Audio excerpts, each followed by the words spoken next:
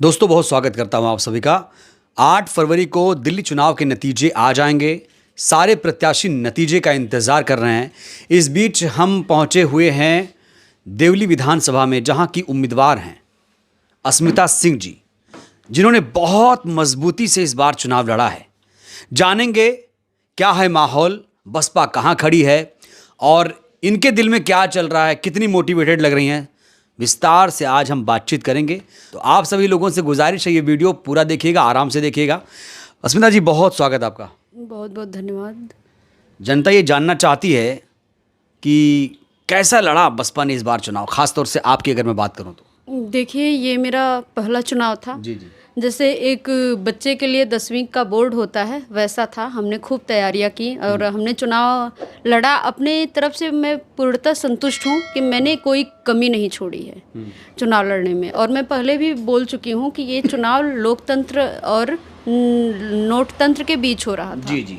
बहुत बड़े पूंजीपति लोग आए मेरे सामने जो लड़ रहे थे।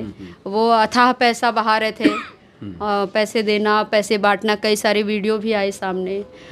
कहीं उनका पैसा पकड़ा जा रहा है तो कहीं उनके दारू बॉटल्स पकड़े जा रहे हैं। लेकिन हमारा चुनाव बिल्कुल पारदर्शी था। हमारी जो चुनाव तैयारियां थी, हमारा जो प्रचार था, बिल्कुल पारदर्शी था। हमने आदर्श आचार संहिता का बिल्कुल पालन किया है। बिल्कुल संवैधानिक तरीके से, एकदम शांतिपूर्ण हमने किया है। किसी ने नहीं पालन किया? बहुत लोगों ने, जो बाकी पार्टियां थी, किसी में नहीं था। क्योंकि जब मैं कल पोलिंग बूथ पे मैं घूम रही थी, देख रही थी, तो वहाँ काफ़ी लोग चिल्ला चिल्ला के, जिस तरह से सरोजनी नगर की मार्केट होती है ना, कि मेरे यहाँ से आओ ले जाओ, मेरे यहाँ से ले जाओ, उस तरह से वो पकड़ पकड़ के, उनके एजेंट लोग पकड़ पकड़ के ला रहे थे कि इस नंबर पे दबाना, इस नंबर पे दबाना, इस नंबर पे दबाना। लेकिन हमारे यहाँ, हमारे जो पोलिंग बूथ थे, हमारे जो लोग बैठे थे पोलिंग बूथ पे, उन्होंने बिल्कुल नहीं, बिल्कुल शांतिपूर्ण काम किया है। तो मैं उस चीज़ से खुश हूँ। देखिए, नतीजे बाद में आते हैं। सबसे पहले हमें इस चीज़ की खुशी है कि हमने बड़ी ईमानदारी से काम किया है। हम बेईमानी से बहुत कुछ कर सकते थे, जैसे वो करते हैं साम दाम दंड भेद, लेकिन हमने वो नहीं अपनाया क्योंकि हमारे पास संवैधानिक चीज़ें हैं, सारी चीज़ें हैं। यानी आप अपने मेहनत से, अपने संघर्ष से एकदम संतुष्ट हैं, अब बस नतीजे ही चाहिए। जी बिल्कुल, नतीजे चाहिए। और जैसा कि मैं बता रही थी कि ये पूंजीपतियों को उनके बड़े बड़े होर्डिंग पोस्टर या झंडे बैनर देख के किसी की विचारधारा का अंदाज़ा नहीं लगा सकते। हाँ, हम लोग अलग, जो पढ़े लिखे का एक होता है ना, तो हम उस ढंग से चुनाव लड़े हैं कि जनता को उसकी मूलभूत समस्याओं पे, जो क्षेत्रीय समस्याएं हैं, हम उस पे जो है जिक्र किए हैं। उनको उनके वोट के बारे में बताए हैं कि उनको किस तरह से बरगला के लोग पैसे में खरीदने का काम करते हैं। क्योंकि ये जनता है, देखिए, और दिल्ली में 80% जनता गरीब मजदूर रहती है। तो उनको ज़रूरत है पैसे की, सच में रोज़गार है नहीं, तो उनको चुनाव बड़ा अच्छा लगता है। आप लोगों को जनता का प्यार मिल रहा है, मिला?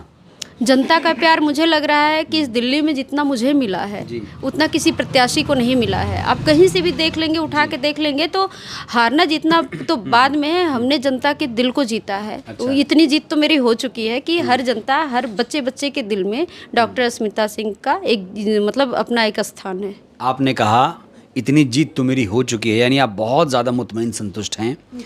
तो जो सर्वे देखती हैं, 8 सर्वे एजेंसियों के सर्वे आ रहे हैं, कोई आम आदमी पार्टी को जिता रहा है, कोई बीजेपी को जिता रहा है, लेकिन आप लोगों का तो पार्टियों का नाम तक नहीं लिखा जा रहा है।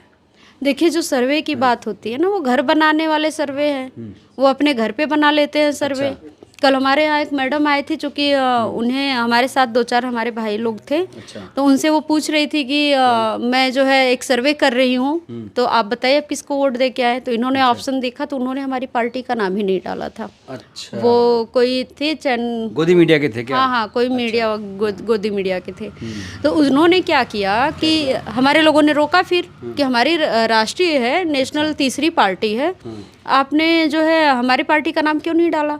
तो उनको लगा कि मतलब अब वो फंस रही है, तो गोलमोल करने लगी। एक्चुअली क्या है कि ये ऐप हमारे इस लोगों ने दिया है कि आप जाके इस पे काम करो, तो मैं तो बस अपनी ड्यूटी कर रही हूँ। पहले जब वो ये रिएक्शन लेने आई तो उन्हें ये नहीं मालूम था कि आप भी प्रत्याशी थी, ऐसा है?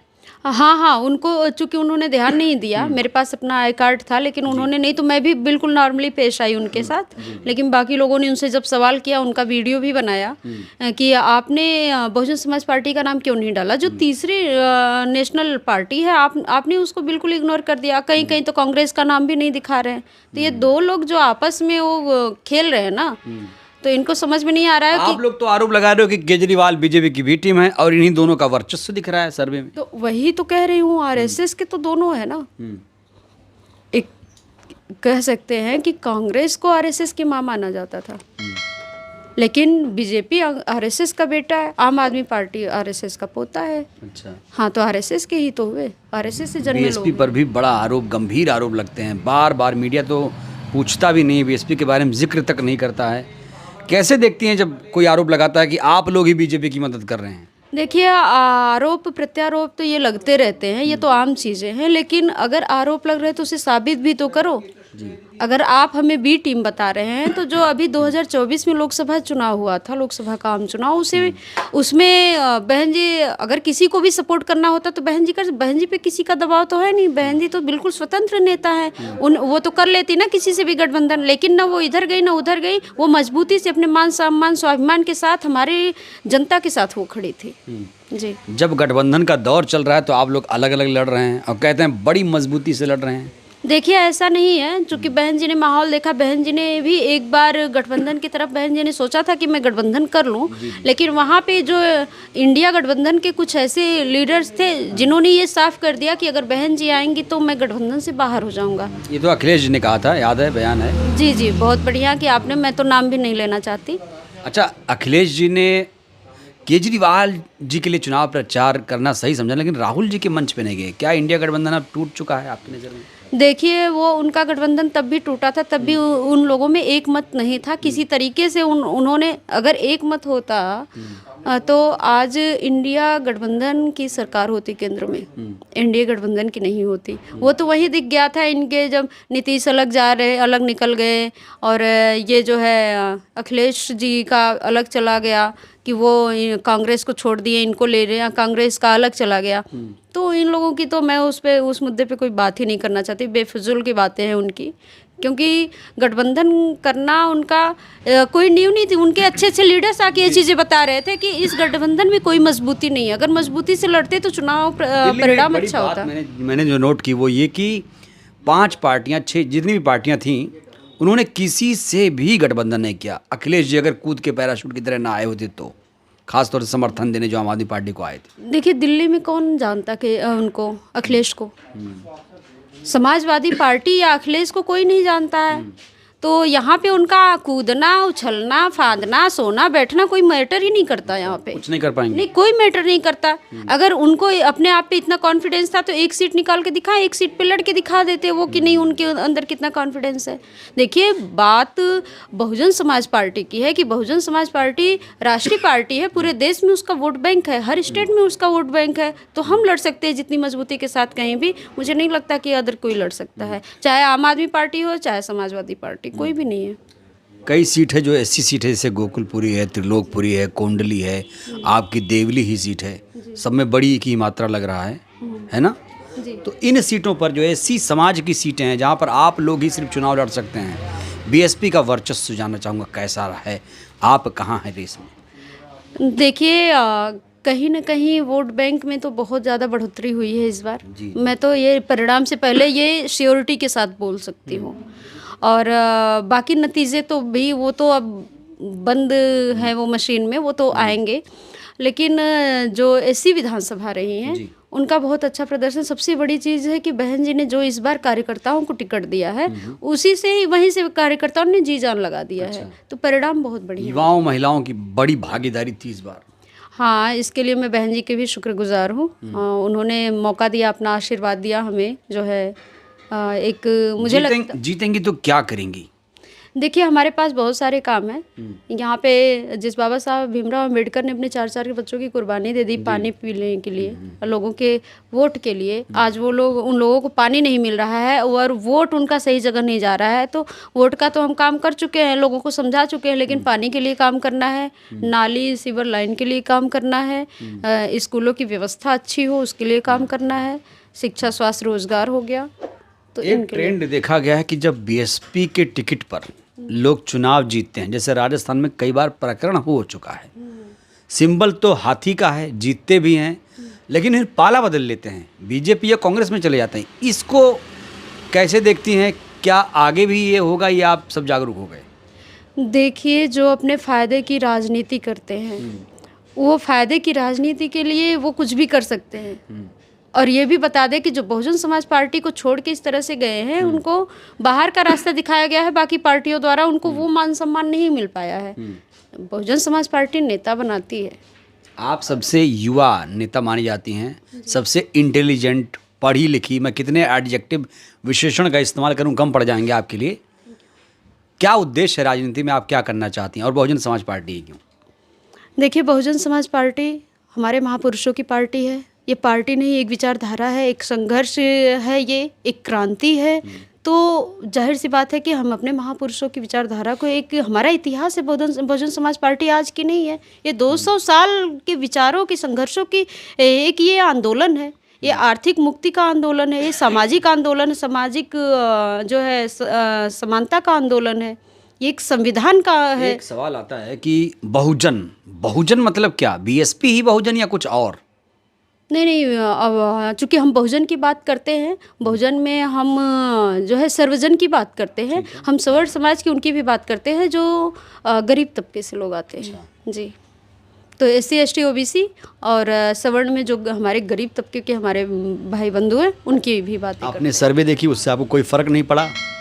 अब नतीजे जिस तरीके से आने वाले हैं, तो क्या बेचैनी है, उत्सुकता है, एक इंतज़ार है, क्या है अभी मन में, क्या चल रहा है? देखिए, जाहिर सी बात है कि एक बच्चा भी पढ़ाई करता है तो एग्ज़ाम देता है तो उसे भी अपने नतीजे का इंतज़ार होता है। तो बेशक सबको इंतज़ार है, सब बदलाव चाहते हैं, सब त्रस्त है, परेशान है जनता, तो बदलाव चाहते हैं। लेकिन एक चीज़ आपको बता दूं कि बहुजन समाज पार्टी नतीजों को लेके कभी परेशान नहीं होती। अच्छा। वो उसी लय में अपना काम उसी एनर्जी के साथ करती रहती। ये हमने बहन जी से सीखा है। चूँकि चुनाव लड़ना ये मेरा पहला था, लेकिन इतनी सी उम्र में मैंने भी 2-4 चुनाव देखे हैं, तो मुझे लगता था कि अब क्या होगा। तो मैंने बहन जी को देखा है कि उसी ताकत के साथ, उसी मुस्कुराते चेहरे के साथ वो समाज में काम कर रही हैं। क्योंकि ये चुनाव लड़ना हमारा ये नहीं है। अच्छा। हमारा तो है एक व्यवस्था परिवर्तन की लड़ाई है। व्यवस्था में बिना राजनीतिक परिवर्तन की क्या व्यवस्था परिवर्तन संभव है? देखिए, संविधान है, अगर संविधान पूर्णतः ईमानदारी से लागू हो तो सरकार किसी की भी हो, कोई दिक्कत नहीं है। फिर तो व्यवस्था परिवर्तन ही है ना। हमारी व्यवस्था परिवर्तन मतलब हमारा संविधान ईमानदारी से पूर्ण रूप से लागू हो। अब आखिरी प्रश्न करूंगा आपसे। दिल्ली में आप लोगों ने 70-68 सीटों पे चुनाव लड़ा, कहाँ आंक रहे हैं आप पूरे दिल्ली में? आम आदमी पार्टी के आगे पीछे, बीजेपी से आगे, कांग्रेस से आगे पीछे, या खुद का अस्तित्व अभी क्या दिख रहा है? देखिए, अस्तित्व तो बहुत बढ़िया है। परिणाम से पहले बहुत बड़ी बड़ी बातें तो नहीं कर सकती मैं, लेकिन इतना आपको बता दूं कि परिवर्तन हुआ है और परिवर्तन होगा। एक चीज़ और बता दूं कि ये जो आप बाकी 2 पार्टियों का नाम ले रहे हैं, तो जनता से बड़ा कोई नेता नहीं है, जनता से बड़ी कोई पार्टी नहीं, जनता से बड़ा कोई धुरंधर नहीं है। जनता है, जनता जनार्दन है, वो जवाब देगी इसका। जी बिल्कुल। तो देखा आपने, सुना, बहुत ज़्यादा आत्मविश्वास से लबरेज हैं अस्मिता जी, और साफ तौर से कह रही हैं कि हमारा संघर्ष जो है वो जारी रहेगा, मुस्कुराते चेहरों के साथ संघर्ष जारी रहेगा।